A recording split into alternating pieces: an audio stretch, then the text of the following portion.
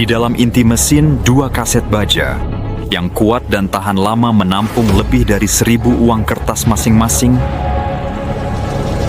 Sebuah rol karet bergerigi mengangkat 1 uang kertas dari tumpukan dengan lembut dan perlahan ke sepasang rol halus yang mengantarkannya dengan hati-hati, presisi, dan teliti ke sabuk konveyor.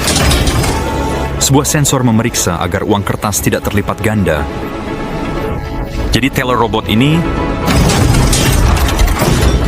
dapat mengeluarkan hingga 5 uang kertas setiap detik dengan cepat.